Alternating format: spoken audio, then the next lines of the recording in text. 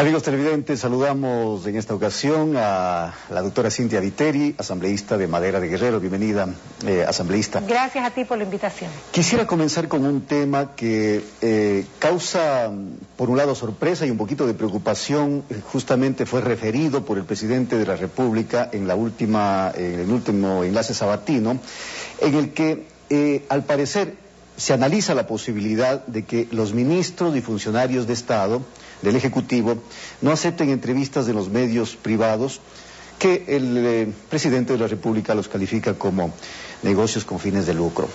¿Cuál es su comentario? Bienvenida. Bueno, gracias por la invitación. Bueno, el anuncio del presidente debería ir en coherencia con la no puesta al aire de sus cadenas en esos mismos espacios y canales de televisión. Si él está diciendo a sus ministros o a sus funcionarios que no deben asistir a esos medios, entonces mal podría ser él al interrumpir inclusive noticieros para poner cadenas del gobierno durante todos los lunes, por ejemplo, cuando él lo amerita, en todos esos medios a los que él califica de la manera más despectiva. Pero esta es una posibilidad, este es un anuncio, o sea, analiza la posibilidad, no es que ya se ha decidido... No, por eso te digo, eso debería ser coherente, ¿no? Si no van los ministros, tampoco él debería pautar ahí, es más, no debería, ni siquiera debería permitir salir en noticieros ahí. Sin embargo, la línea es que sus cadenas siempre van en ese tipo de noticieros. Ahora, esto de alguna manera tiene relación, bueno, o más bien está dentro del mundo de la comunicación y frente a un proceso que todavía no se concreta, una ley de comunicación en la Asamblea, doctora, ¿qué es lo que está pasando con la ley de comunicación? Hay quienes dicen que la ley se la va a dejar para la próxima Asamblea. Bueno, yo no veo hasta ahorita que exista alguna fórmula para que la ley entre al Pleno para que sea debatida o votada, porque ya estamos en la última etapa de esa ley. Y digo ¿por qué? Porque la última sesión que tuvimos respecto de la ley de comunicación, el asambleísta Tomás Ceballos planteó la moción de votar artículo por artículo, con lo cual se facilitaba que todo el proyecto en sí vaya a manos del Ejecutivo y que vuelva la ley Mordaza en forma de veto. A partir de entonces no han vuelto a hablar del tema, la ley no se ha vuelto a poner en discusión, ni siquiera existe una proyección para ver cuándo podrían ponerla en el orden del día. El problema es de votos, asambleísta, el problema es de votos, es decir, no hay los votos suficientes para aprobar esta ley. ¿Quién tiene la presidencia de la Asamblea, las vicepresidencias, el CAL, la mayoría en la Asamblea? Alianza País. ¿Quién decide el orden del día? Alianza País. Si no lo ha puesto en el orden del día, sencillamente porque todavía no tiene los votos necesarios para hacerlo. Pero ¿sabes qué?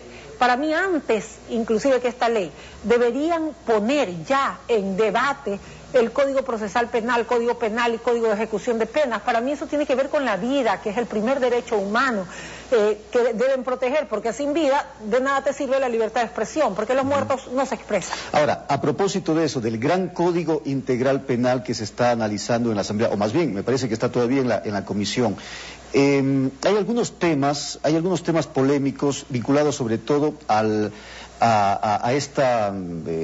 monto de las penas, es decir, como que no rebasa las expectativas que, por ejemplo, movimientos como Madera de Guerrero pretenden justamente el endurecimiento de penas. Mira, nosotros presentamos un proyecto ciudadano, recogimos firmas. Lo presentamos bajo la norma constitucional que dice que si en 180 días ese proyecto ciudadano no es tratado, entraría en vigencia. Esto fue ya calificada, las firmas por el Consejo Electoral, en diciembre del 2010, han pasado más de 400 días. El proyecto ciudadano, donde coincide más del 90% de la gente en el Ecuador, debería ser ley en este momento. ¿Y qué buscaba ese proyecto?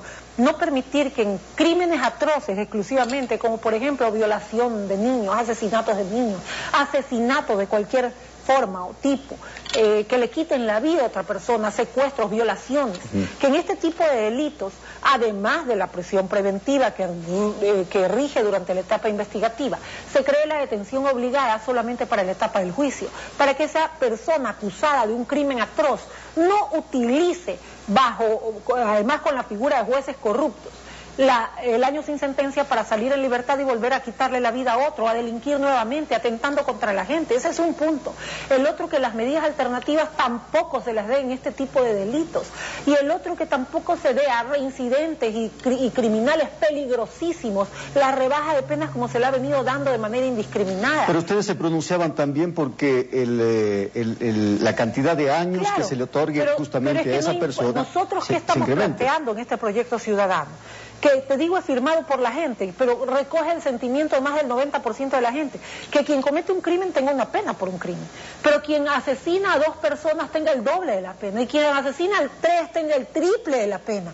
Y si esto se constituye en 70, 80 o 90 años por todos los delitos que esa persona cometió, pues que así sea. Pero esa es cadena perpetua. Eso es lo que clama la gente. Y no fue acabar con la vida de alguien, peor cadena que la que ha dado ese criminal a esa familia, una cadena perpetua de dolor. Aquí lo que pasa es que no importa si eso se llega a poner en la ley, porque sería, si no cambian el año sin sentencia, sería un engaño, porque la pena máxima en el país seguiría siendo de un año. La reflexión asambleísta que se hace en torno a este tema es que no existe un verdadero sistema de rehabilitación en el país. Es decir, esta gente encerrada 90, 100 años, si es que vive, ¿qué le va a pasar? Pero aquí vamos por partes. ¿Cuántos años tiene este gobierno? En funciones, 5 años. Es decir, que yo hubiera pasado el gobierno entero y estuviéramos viviendo otro gobierno, y significaría que ese gobierno no hubiera hecho nada en rehabilitación social. Son 5 años. ¿A quién le compete la rehabilitación social? Al Ejecutivo. ¿A quién le compete la creación de leyes? A nosotros, los legisladores, que cada cual se haga cargo de lo suyo.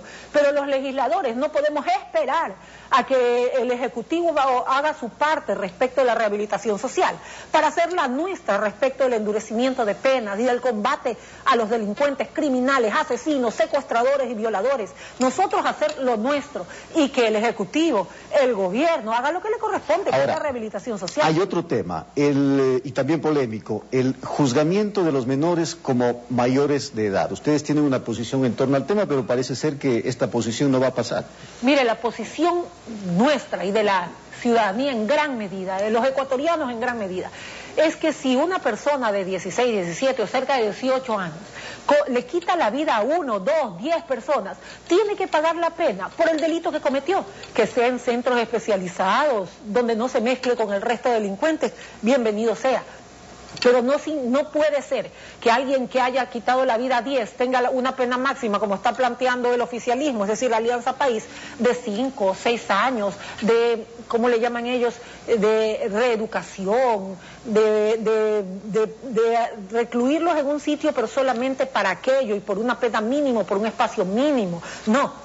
Disculpen, pero una persona que tiene 17 años, 8 meses o 10 meses, ¿qué diferencia tiene y que mató a 10 con uno que acaba de cumplir 18? Esa persona debe pagar la pena por el delito que cometió en la misma medida que si tuviera 2 meses más de edad. En centros especializados sí, que no se mezcle con el resto de personas sí, pero eso es lo que pide el Ecuador entero. Yo le oí a una asambleísta de Alianza País en un debate, fue público, por eso lo repito, que forma parte de esa comisión, la asambleísta Marisol Peñafiel, que ella se la jugaba por este tipo de delincuentes. Acá el Ecuador entero, junto con nosotros, se la juega, pero por las víctimas. Muy bien, gracias a Cintia Viteri, asambleísta de Madera de Guerrero, por habernos acompañado.